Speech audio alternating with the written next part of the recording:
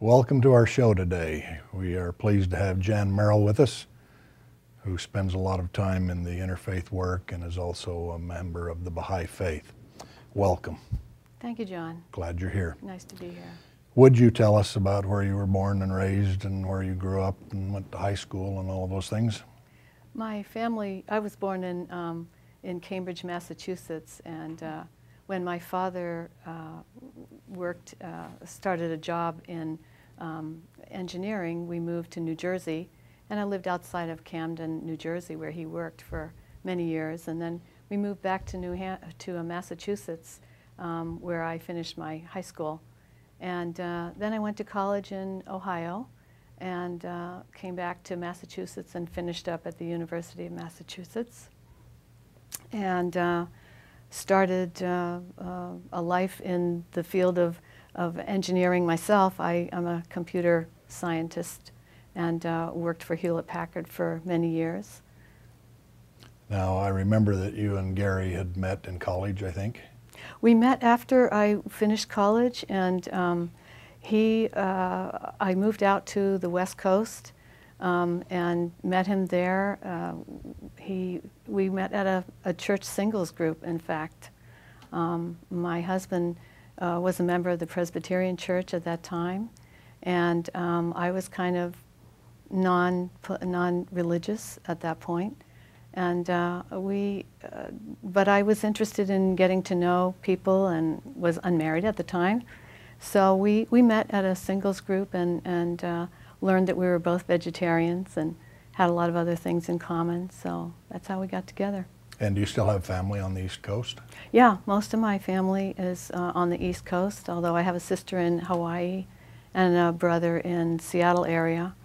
Yeah, we get to go back every few years and say hello and visit with my family.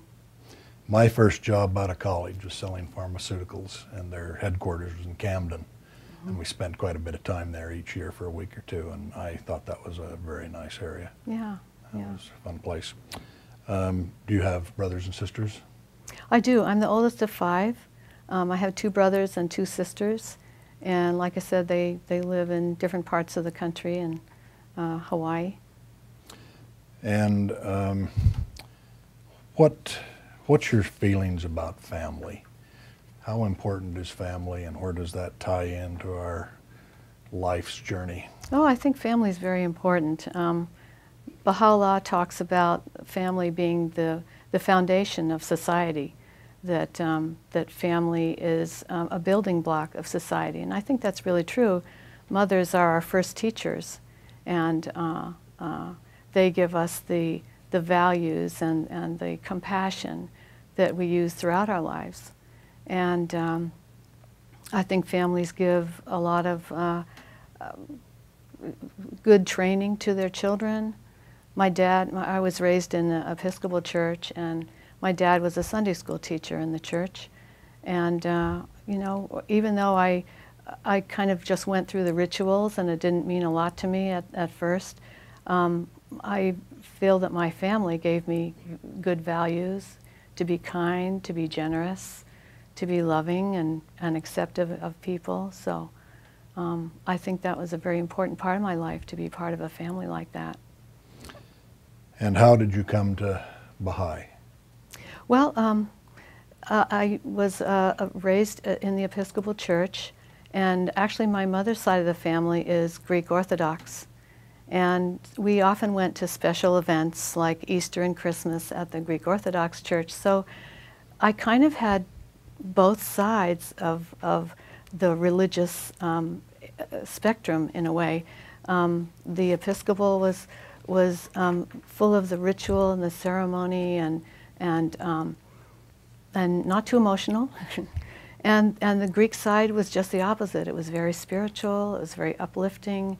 My mother's mother was a very religious person, very thoughtful, and she instilled that in us children. There were 8 grandchildren that all got together for a couple of weeks in the summer and at Easter and Christmas, and she made sure that we were kind to each other, and, you know, as siblings, have rivalries and so forth. We let those go, and we really had some wonderful times together that I treasure. Were you an influence in the lives of your younger siblings? I think I was. As an adult, as I was kind of an adult early on, my mother was in and out of hospital for quite a few years when I was a teenager, so I was kind of the foster mother for a while. So I think they thought of me as too much of a disciplinarian sometimes. But I tried to get them to do homework and do chores and things and try to make life, comfortable for them. Our oldest is a girl and our youngest is a girl, and they're a dozen years apart. And if you listen to them, they grew up in two different worlds from their own accounts. That's always fascinated me. Growing up in those neighborhoods in the East, did you have hobbies and fun things that you liked to pursue? I used to play the piano. I really enjoyed that. My mother was a very accomplished pianist and a singer also. And I can remember just falling asleep to her playing classical music on the piano. So I learned piano also, although I wasn't very good at it. Just enjoyed learning that part of the of music. And music appreciation has been always important to me. As far as hobbies, when I was young, I don't really remember very many hobbies, to tell you the truth. Between taking care of my family, my brothers and sisters, and schoolwork, I was a pretty studious person. Didn't have hobbies as far as sports goes. Do you consider yourself raised in a happy environment? Yeah, I think we were. Good. Yeah, I think we were. My dad was very concerned about taking care of the 5 children and providing a good home for us. And my mother, and it's similar to my faith. My mother was emotionally motivated, and my dad was kind of, the scientist. So I got both sides, and I have learned in my older years that they're both part of the same reality, and they're just different sides of looking at the same truth. That fabric of how we were raised is really interwoven with many threads. Absolutely. Now, can we talk about religion versus spirituality for a minute? How would you view that in your life and your surroundings? I think for me, religion, quotes, started out not very useful for me. I didn't see the reasons for the rituals and the ceremonies and so forth. They seemed hollow to me. But I know that that's a really important part of religion for a lot of people, or their spiritual growth. And I think that that some people are motivated, some people get their spiritual food from the ceremony and the ritual, and other people would just as soon be out in a forest communing with nature, and that's how they receive their spiritual food. But it's all good. It's all, it's different ways of looking at the same reality, and being a part of a community, a religious community, is really a treasure that I didn't realize until, about 10 years ago, actually. Do you consider yourself a religious person? I do now, yeah. I think there's a spiritual aspect of life that I love this expression. Someone told me this in a Bhai meeting years ago, and it really stuck with me, is that we're not human beings experiencing, having spiritual experiences. We're spiritual beings having a human experience. And I think that's really important, that we do have a physical aspect, obviously, but that's not who we really are. We really are our spiritual selves. And I believe, the Baha'is talk about, Baha'u'llah says that we are noble beings, that God created us noble. And it's up to us, our free will, to make decisions on our actions that would make our lives better and the lives of others better. That's a really nice saying. I've heard that before. I fell in love with my wife when we were 13, and we're a long way down the road now. She was really, really cute and really attractive to me, and she still is. But our grandchildren look at us and think we're older than dirt, and that how could they possibly have ever been young and, you know, physically attracted. So that spiritual being having a human experience through the ages is a nice way to look at that. Do you think Sacramento is a religious area? I do. I first got interested, well, I became a Baha'i about 7 years ago here in Sacramento area. My husband and I live in Rockland. And when I realized that there were spiritual aspects to life rather than just the straight physical aspects of a scientific mind, which I was born with, I realized that to be part of a group is really important, and to have spiritual conversations is really important. And in the paper years ago, I read about the Faith Club. It was a book written by a Muslim, a Christian, and a Jewish mother, 3 mothers. After the 9/11 tragedy, they wanted to have some way of bringing people together in their common faith as children of Abraham. And they suggested that different people come together in what is similar to a reading club, and to read the book together, because the book is about how they learn to respect each other and to listen to each other about their religious faiths and their backgrounds, and they found so much in common. And I thought, wow, what a cool thing. So I Googled interfaith and Sacramento, and I came up with the Interfaith Service Bureau. And that's how I became interested in the Interfaith Service Bureau and started coming to the meetings. And Gary and I came to the annual meeting about 4 years ago, I think, 5 years, and have been fascinated with all the projects that are going on since then.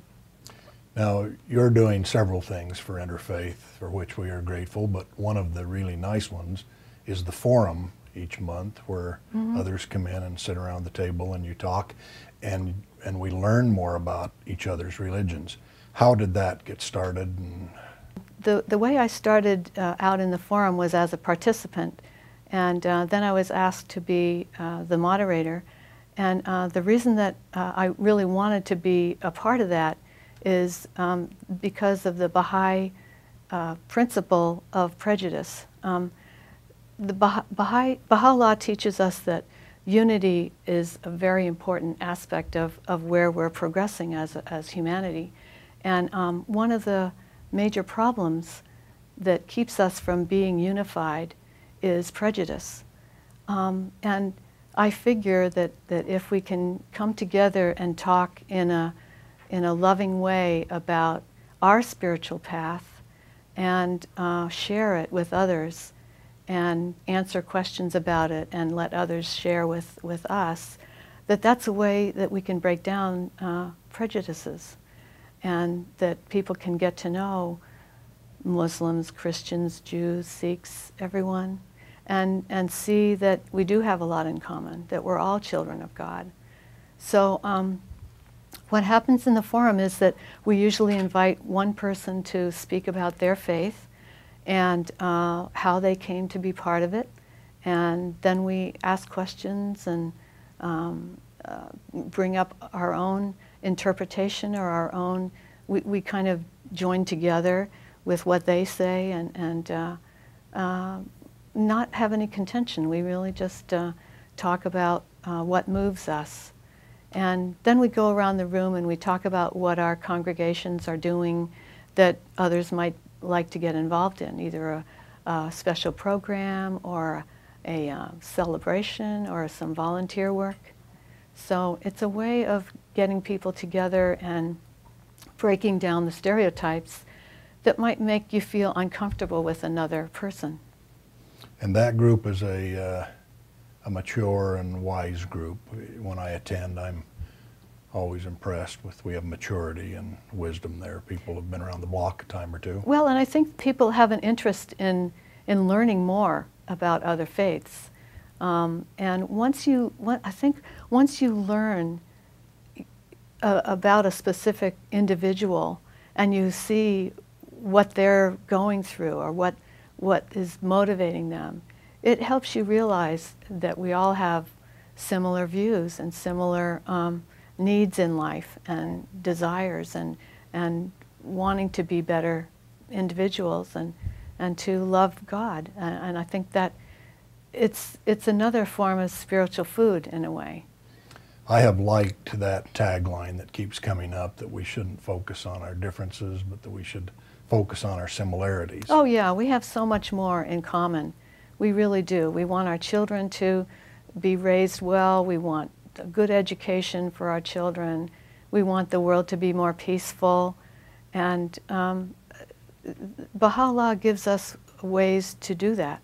Baha'is believe that Baha'u'llah is the next manifestation or messenger from God, and that the words that he uttered over the 40 years of his ministry were from God, and that they will help us build a more peaceful world.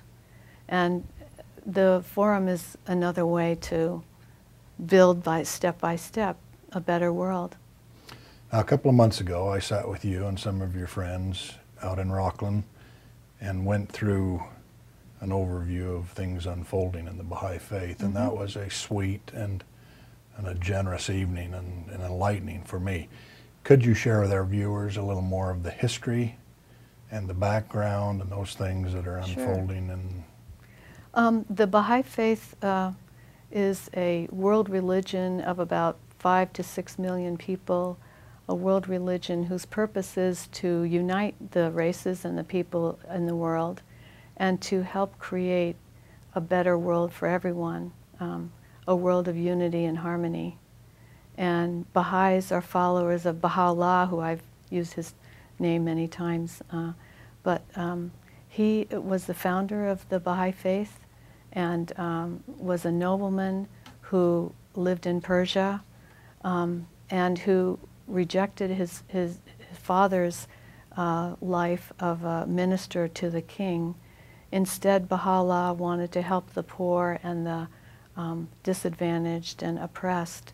And so he gave a lot of his wealth away. And but in 1844, another messenger from God, who we now call the Bab, which is Arabic for the gate, revealed himself and in Shiraz in Iran. And he said that he was a messenger from God who had come to prepare people, to purify their hearts, to be ready for the Promised One. And the Promised One is a concept that's in every religion. Every religion talks about a time when people will live in peace and harmony, and Baha'is believe that Baha'u'llah is the next step in that revelation from God. And so the Bab sent Baha'u'llah some of his writings, and Baha'u'llah immediately recognized that the writings were of God and became a follower of the Bab and started teaching people himself. The Babis, the followers of the Bab and Baha'u'llah were persecuted by the Persian government and the clergy, and Baha'u'llah was imprisoned and exiled from his home in Tehran 4 different times in the 40 years of his ministry. And even though that was, he lost all his wealth and he was persecuted and jailed, basically, that gave him the opportunity to be safe in prison and to reveal the Word of God. And we have about 100 volumes of work that are his plan, God's plan, through Baha'u'llah for the next age. some of the principles that the Baha'is, that he revealed to us were equality of men and women. Remember, this is the 1840s, 1850s. Elimination of prejudice of all kinds. Unity is the most important element. Elimination of extremes of wealth and poverty. And the social teachings are a way of bringing us together. We've been together as family over the ages, then cities, then city-states, countries, and now humanity is ready to be one family in the whole world. And that's what the Baha'i writings help us to accomplish over time.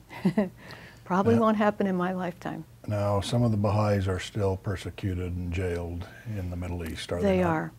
They are. And there are 7 Baha'i leaders in Iran who, after the revolution in 1979, were persecuted very strongly. I mean, the whole Baha'i community of about 300,000 were persecuted over the years. In fact, about 200 Baha'is were martyred. And right now there are 7 Baha'i leaders who are imprisoned in Iran for their religious beliefs. The government of Iran has accused them of being subversive and having ties to Israel, Iran's enemy, when really the fact is that the Baha'i World Center is in Haifa, Israel, and it has the request, not the request, but the permission from the Israeli government to be there. In fact, the mayor of Haifa has, the Baha'is have created a beautiful house of worship on Mount Carmel. And the mayor of Haifa says that when people think of Haifa now, they think of that beautiful shrine that's a gold-domed shrine to the Bab on Mount Carmel. So we're hoping that the Baha'is will be released from prison. They were given 20-year sentences about a year ago. And what's happening in Iran is tragic in one sense. In another sense, there's a purpose for it, and we're praying that the Baha'is will be strong and will eventually be released, and will be able to continue teaching and to follow their religious beliefs. Where do you see yourself 10 or 15 years from now? Well, when I was in college and so forth, I was a scientist, and if you had told me then that now I would be involved in an interfaith group, a religious group, I would have fallen on the floor. So it's been a real bounty for me to be involved in helping people learn more about themselves, their spiritual side, as I did over years. And I see myself learning and teaching as much as I can in the next 10 years, or the rest of my life, really. Do you think Sacramento has a way to go? Are we holding our own religiously, spiritually? What can we do interfaith-wise to help Greater Sacramento? I think Sacramento has a wonderful diversity that big cities often have, and I think it's an opportunity to share ideas about how to make life better for everyone. And I love the idea that we're here at the Interfaith Council to work together on projects and to show reverence and tolerance for other faiths. There are many paths to God, and the whole idea is to grow. And I think there's a great deal of resources here in Sacramento area to do that. We keep talking in Interfaith about Bishop Quinn's comment that we all live in the same house of God, just came through different doors. Will we grow more tolerant in time, or will we grow further apart, in your opinion? Will we get individualistic? For instance, we have lots of homeless groups and organizations in Greater Sacramento that are trying to help. And a time or two we've talked about trying to bring them all together to where, you know, one great whole could really be making a difference. Will we grow in strength as we go, or will we sort of tatter ourselves out to the winds? I think as we become more spiritual, as we learn from our scriptures, all our individual scriptures say the same thing. Love God, love your neighbor.